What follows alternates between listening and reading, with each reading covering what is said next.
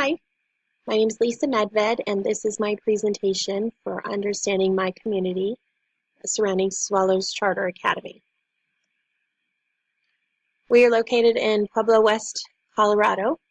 The district out here is Pueblo Rural District 70. In Pueblo West, it is over 5 elementary, 2 middle school, and 1 high school. Swallows Charter Academy is a charter school underneath Pueblo Rural District 70 that services students K-12. Our school has quite a variety of traditions.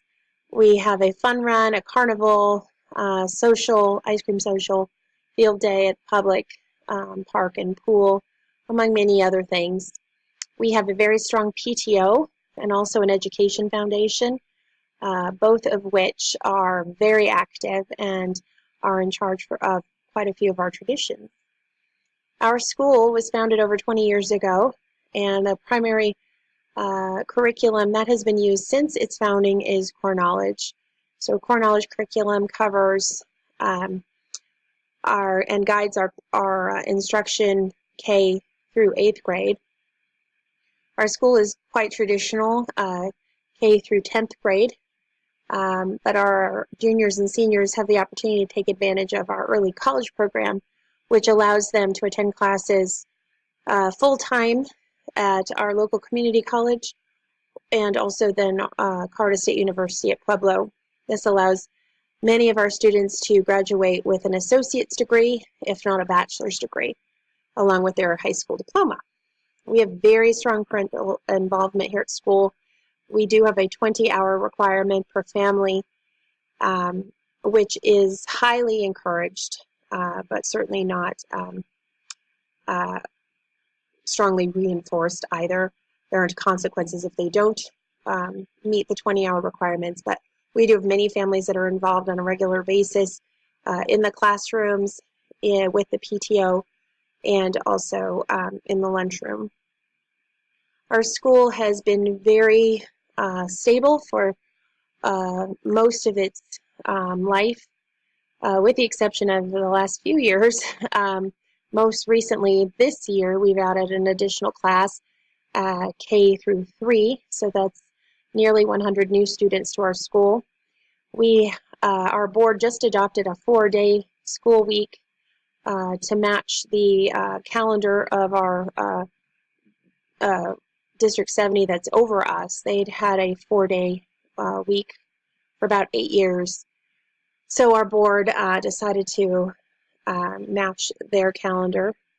And then we also just recently received a $20 million grant from the state of Colorado through the BEST grant that is going to allow us to build a new K-8 building. In addition, we've had many staff changes with additions for those new students, but also changes of staff that have been here and that are no longer here. So there have been a lot of changes, especially this year. So our population here in Pueblo West, pretty educated. 95% have a high school diploma, 28% have an undergraduate degree, and 10% have a graduate degree or higher. Most parents at Swallows have college education with undergraduate degrees, and many with degrees beyond that. So a little out of the norm of the surrounding community. We have families that are white collar, blue collar, and military families as well. We have a military Army base just north of us, and many families live here because of the cost of living.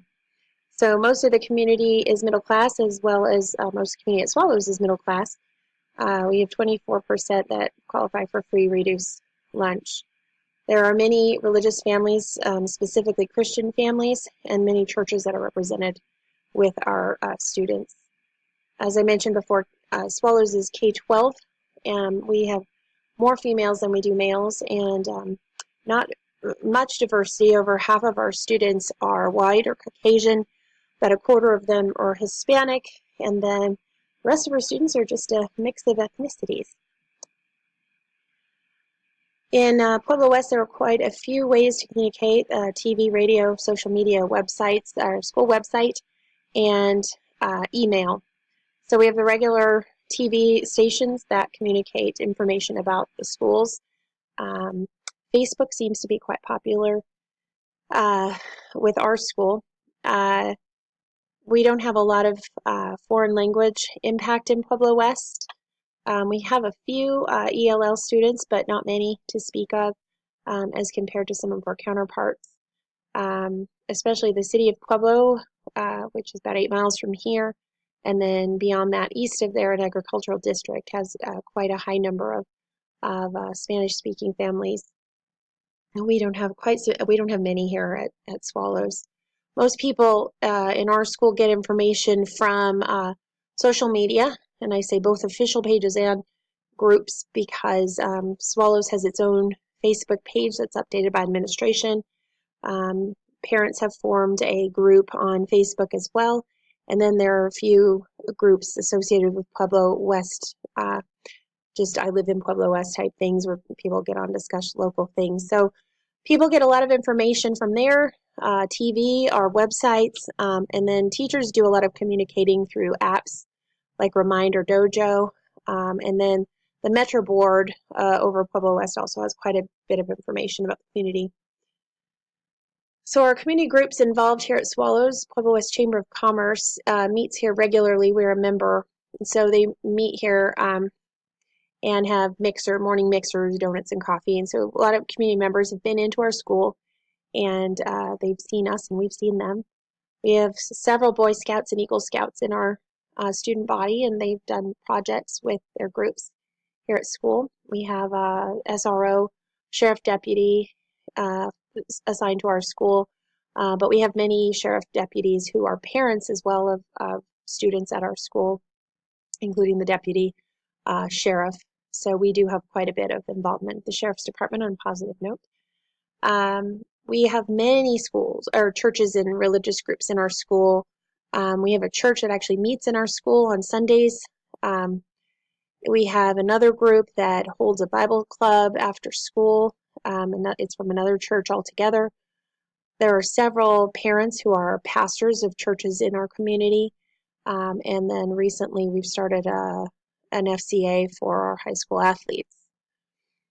The Pueblo West Rotary is involved in our school annually with a donation of third grade dictionaries. And then Horace Mann, which is a financial planning company and insurance company, they represent several teachers here. They come and they've done quite a bit, and including donating bikes for prizes and things for the kids. We have quite a few community member involvement. So the leadership at our school, we have an executive director. We have a director of business services who is over some things that would typically not be taken care of at a school level, but since we're charter, we sort of function as a mini district in some ways with HR and finances. We have an elementary assistant principal, a middle school and high school assistant principal. We have an athletic director. Our school is governed by a board of directors with 4 parents and a community member. Our school itself has a charter from the Pueblo Rural District 70 Board of Education. And then a branch sort of out of that line of leadership is our PTO and Education Foundation president, who happens to be the same person for both groups. That person's quite influential and is quite a leader at our school. Characteristics of our school. There's a very strong commitment to SEA, and especially this future building project. Kids first is the motto, so they try to run ideas through that filter before continuing. I feel like the administration is easily accessible, to be able to email or meet with pretty easily. Board members are easily accessible, especially 4 of them being parents. There is some confusion because there's some, blurry lines about what can be shared and discussed privately, personally, a board member or not, so there's some confusion there. I do know District 70 Board has had some conflict with our school in the past over the charter, over expansion, I believe. I'm not sure of how excited they are about the expansion, but I do know that they frequently point out our test scores in the paper and otherwise, so they were happy with our results anyway. Economic conditions in Pueblo West. So Pueblo West is a really fast-growing community, mostly because home values are low. lower than state average, and salaries are pretty much on par with state average. So cost of living here is very inexpensive. We don't have a lot of large businesses, though. A lot of people live here and commute other places. The largest area employers are school districts, hospitals, and then the military base I spoke of. One economic factor here in Pueblo County especially, but in the state of Colorado, is legalized marijuana. There are a lot of retail stores and grows. The taxes on that go to the state. The grant we received is from marijuana money, but that's been a bit. We haven't seen a whole lot of it, but that grant is from that, so we're happy about that. Taxes in our community are very low. We receive about 90% of per pupil funding compared to the school district, so we do function on a little smaller budget than would be typical. We have a new Democratic governor just elected in November, so he had an education platform, so we'll see about more funding possibly for schools. D70 board and community, though, is quite conservative, and so any bond or anything that needs to be passed or money filtered down to the schools goes through District 70, and that includes our school. Can we separate these politics from education? I don't think so. I'm not sure you can separate politics from a lot of things, but it's in everything, so I don't know that we can separate it, but we can certainly work with it. Social tensions at our school. There's not a lot. I would say cliques are the biggest thing among the students and parents, I suppose. Because we have a lot of religious families, there are some more sheltered students versus more worldly students, so that tension is there as far as, what my child was exposed to, and then because it's such a small community, there are a lot of blurry boundaries socially between staff members, colleagues, friends, coaches, church members. There's just a lot of blurry boundaries, so those can cause tensions for sure. There are a lot of places to get extra sources of information, the CDE, our school website, board minutes. We have a climate survey that we did a few years ago. We're going to do another one this month. Pueblo West Board has a lot of information. Power structures, I've talked a lot about District 70. They're in charge of our grant, or our charter. They grant it and extend it. We are independent of District 70's board, though, and school decisions. Our board is in charge of hiring the executive director and budgets and policy and new hires, but our executive director is pretty much in charge of everything else, including the business services, the principals, and then all of those administrators are in charge of everyone on the staff. There's not a lot of multicultural issues. Everyone seems to, middle class culture seems to be the overall culture at our school. We do have very high expectations of academic and social behavior, so sometimes when new families come in from different schools, that can be a problem, getting used to that. Some things have changed, like dress code. We used to be fairly strict on dress code and hair color and all kinds of things. We're not so much anymore. Security has changed, the culture of security, and made it a little more restrictive, and that was difficult for parents because this was a small school when it first started. But again, we don't have a lot of ethnic diversity, so that's not a big issue. I'm not sure of the political leanings of our board or an administration. I do know that the power in the school is appointed from above. Sometimes some innovation from inside the ranks, the lower ranks, is acknowledged, not necessarily encouraged, and not rewarded with maybe a power position, I suppose. Administration measures public opinion basically how they feel based on complaints, how many phone calls, emails they're getting.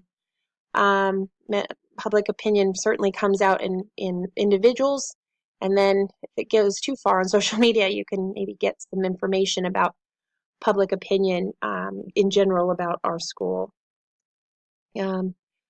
We do have a climate survey coming up, which is going to be very interesting. I think it would be interesting, though, that's going to be parents, students, faculty. Would be interesting to get some more information, though, from our Metro Board, Chamber of Commerce, and local businesses. So thank you for listening.